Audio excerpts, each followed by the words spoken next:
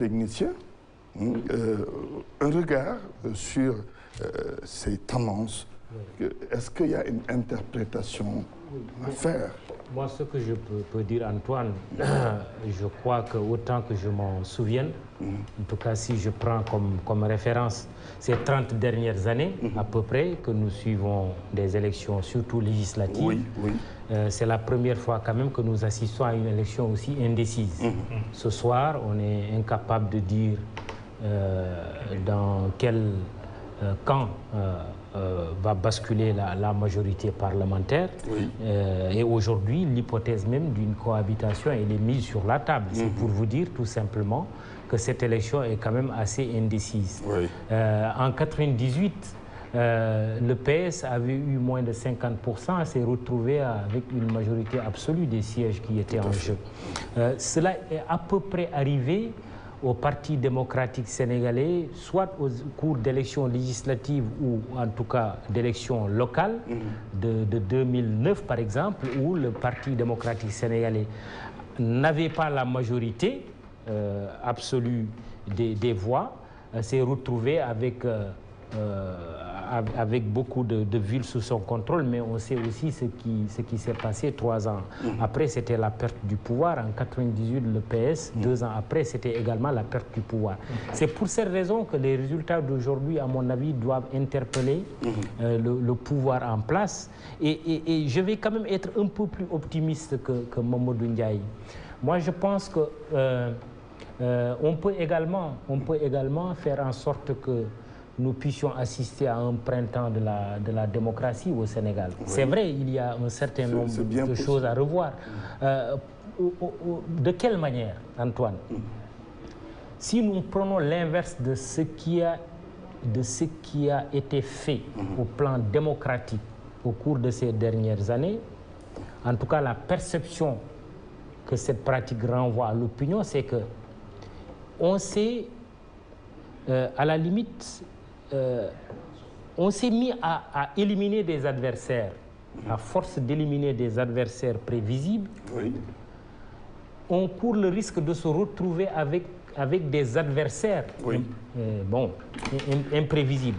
Je crois que ça, c'est quelque chose, à mon avis, qu'il faut revoir fondamentalement, ouvrir le jeu démocratique, permettre à tous ceux qui ont une ambition pour ce pays, et j'espère que cette ambition est une ambition saine, de pouvoir participer à la compétition. Ouvrir donc le jeu démocratique. C'est comme ça que nous arriverons également à créer ce que je disais tout à l'heure, cette osmose salutaire entre la population et la classe politique. Je pense qu'à partir de cet instant, les choses seront beaucoup plus claires. Mais dernière chose, parce que pour moi, parler aussi de ces élections législatives, on ne peut pas parler de ces élections législatives sans parler d'un leader. D'un leader qui a fait irruption sur la scène politique sénégalaise, d'un leader d'après des analystes qui émergent. Je veux parler de Ousmane Sonko. Pourquoi je parle de lui? Parce que entre le jeune Ousmane Sonko et le vieux Abdoulaye Wade, il y a pratiquement une 50aine d'années de différence. Absolument.